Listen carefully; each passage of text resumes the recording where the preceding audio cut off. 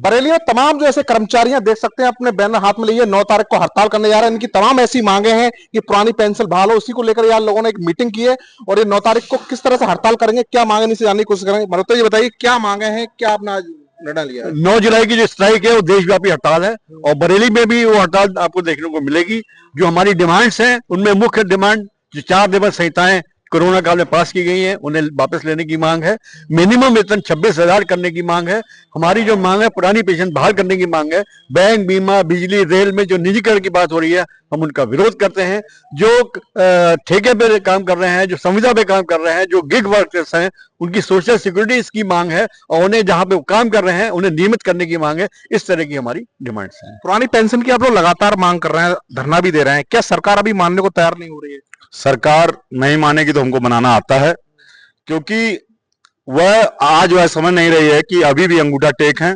अब कर्मचारी जाग चुका है। हम मंदिर और मस्जिद के विवादों में पड़कर अपने बच्चों और अपना भविष्य असुरक्षित नहीं करेंगे। जैसे कि आप जानते हैं कि अभी यूपीएस ले आए। यूपीएस में हम जैसे कहा कि आप 2 साल के लिए 1 साल के लिए बनते हैं और मेज थपथपाकर पेंशन चालू करा लेते हैं, पे कमीशन लागू करा लेते हैं, तो आप हमारे अधिकारों का हनन नहीं कर सकते। हम यूपीएस को नहीं मानेंगे। आपके दलाल आपके नेतृत्व करते होंगे, मगर हम हूबहू ओपीएस को लेकर रहेंगे। ये हमारा रेल कर्मचारी और हमारे सारे कर्मचारी, केंद्र सरकार, राज्य सरकार के कर्मचारी ओपीएस ही मांगेंगे, ओपीएस पे ही मानेंगे। 9 तारीख के लिए हड़ताल करने जा रहे हैं, क्या प्रोग्राम रहेगा, कहां तक आपका पूरा बताइए। संजीव भाई के नेतृत्व में हमारे all India Indian railway employees federation के बैनर के तले एनी रेलवे मैंस कांग्रेस पूर्ण समर्थन बरेली ट्रेड यूनियन को दे रही है। और जिस तरीके से संजीव भाई मुकेश जी के नेतृत्व में हम लोग उनके सहयोग में तन मन धन लगाकर हड़ताल को सफल बनाने में सहयोग करेंगे। हमारा समर्थन। क्या मांगे हैं, नाम क्या है आपका, किस विभाग में कर्मचारी है। मैं रेल विभाग का कर्मचारी हूँ, संतोष यादव हमारा नाम है। बताएं क्या जानना चाहते। अच्छा, क्या मांगे हैं आप लोगों की। पुरानी पेंशन की भी मांग कर रहे हैं, अभी सरकार मानने को तैयार नहीं हो रही। 2027 का चुनाव भी नजदीक है, क्या लग रहा है आपके लिए। देखिए, पुरानी पेंशन बुढ़ापे की लाठी है। हम पेंशन के हकदार हैं, लेकिन पेंशन का क्या सुख है वो हम ही जान सकते हैं या हमसे पूर्व जो सेवानिवृत्त हुए वो जान सकते हैं। लेकिन बगैर इस पेंशन के नवयुवक कैसे रहेगा। आजकल सामाजिक जीवन भी देख रहे हैं कैसा है।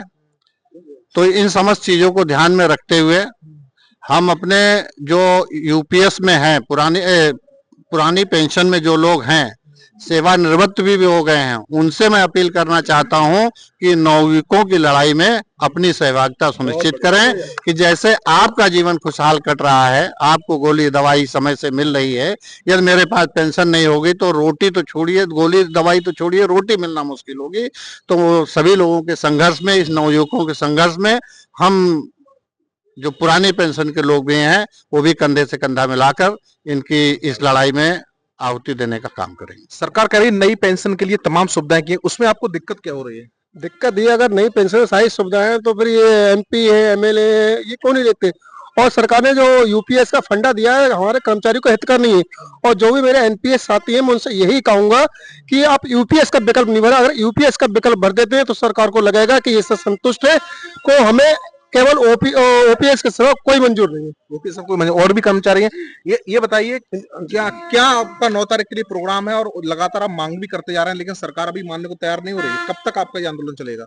देखिए, सरकार इतनी आसानी से कोई मानती नहीं कर्मचारियों की मांग, जब तक कि बड़ा आंदोलन ना हो और सरकार पर दबाव न बने। 9 तारीख की स्ट्राइक देशव्यापी स्ट्राइक है। बरेली के स्तर पर हम लोगों ने सारे विभागों को आज यहाँ पर आमंत्रित किया था उनकी राय लेने के लिए, और लगभग सभी विभाग के लोग यहाँ पर आए थे, अपनी अपनी राय दी। उन्होंने कहा हम पूरी शिद्दत के साथ 9 तारीख की स्ट्राइक को सफल बनाएंगे। 8 तारीख को बहुत बड़ा प्रदर्शन हमारा सुरेश शर्मा नगर पर एक bank, Punjab national Sind bank पर है, और वहां से 9 तारीख को हम लोगों का बैंक ऑफ बड़ौदा विकास भवन के सामने एक प्रदर्शन है।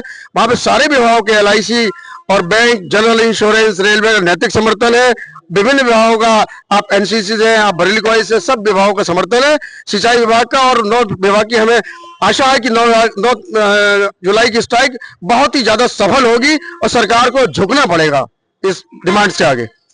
क्या नाम है आपका। मेरा नाम अंचा लहेरी है। हम लोग 9 तारीख को एक ऐतिहासिक हड़ताल करने जा रहे हैं। ऑल ओवर इंडिया, और बरेली में इसका आपको देखने को मिलेगा कि हम लोग अपने अपने ऑफिसों से, अपने अपने कार्यस्थलों से वहां पहुंचेंगे और एक बड़ा आंदोलन करेंगे और सरकार को घुटने पर लाने का काम करेंगे। निश्चित रूप से हम लोग, जब तक ये मांगे नहीं मानी जाएंगी, हम लोग आंदोलनरत रहेंगे। अब आप किस विभाग में मैं हम सिंचाई विभाग में कर्मचारी हैं जी। और जो हमारा फेडरेशन यूनियन है सिंचाई संघ उत्तर प्रदेश की तरफ से हम पूरा समर्थन इनको देते हैं। जो भी हड़ताल, जो भी धरना प्रदर्शन, जो भी कार्यक्रम होगा उसमें हम पूरी तरीके से अपने साथियों के साथ रहेंगे और इस कार्यक्रम को सफल बनाने की पूरी कोशिश करेंगे। पुरानी पेंशन का मुद्दा पूरे देश में एक ज्वलंत मुद्दा है। ये मुद्दा घर घर तक पहुंच चुका है और जब तक ये पुरानी पेंशन इस देश के एक एक कर्मचारी को मिल नहीं जाती तब तक इस देश का कर्मचारी और ये यूनियन देश में आंदोलन करती रहेगी और इसको पाके ही रहेगी। बहुत भी कर्मचारी, ये बताइए कि सरकार से आप लगातार मांग कर रहे हैं, 2024 का चुनाव भी निकल गया, 27 नजदीक है, लेकिन मानने को तैयार हैं। क्या माना जाए 2027 के चुनाव में, कि आप लोग इससे नाराज होंगे, सरकार को कितना झुकाएंगे? ये बिल्कुल देखिए, 2027 का जो चुनाव आ रहा है उसमें सरकार को अलर्ट होना चाहिए। जहां कहीं भी सरकारी कर्मचारियों के, अन्य कर्मचारियों के विरोध में सरकार ने कदम उठाए हैं, उन राज्यों में जो है वो सरकार को हार का सामना भी इस पार्टी को करना पड़ा है। और हम ये मांग भी कर रहे हैं 9 जुलाई की स्ट्राइक में भी कि जो हमारे संविदा कर्मी, आउटसोर्सिंग, निविदा, ठेका के कर्मचारी हैं, 26,000 न्यूनतम वेतन उस पर लागू किया जाए। आप कल्पना कीजिए, आशा कार्यकर्ता को 2,000 रुपये मिलते हैं। 2,000 रुपये महीने के हिसाब से कोई अपना परिवार और जीवन कैसे चला सकता है? तो हम ये मांग कर रहे हैं कि जितने भी इस तरह के कर्मचारी हैं, स्वास्थ्य विभाग में, शिक्षा विभाग में, विद्युत विभाग में, उन तमाम ठेका, आउटसोर्सिंग, निविदा और संविदा कर्मचारियों को परमानेंट किया जाए और उनकी सोशल सिक्योरिटी लागू करते हुए तत्काल जो है वो उनके न्यूनतम वेतन की व्यवस्था की जाए। पुरानी पेंशन की मांग है? हाँ, पुरानी पेंशन की मांग है। निश्चित रूप से पेंशन जो है एक अधिकार है।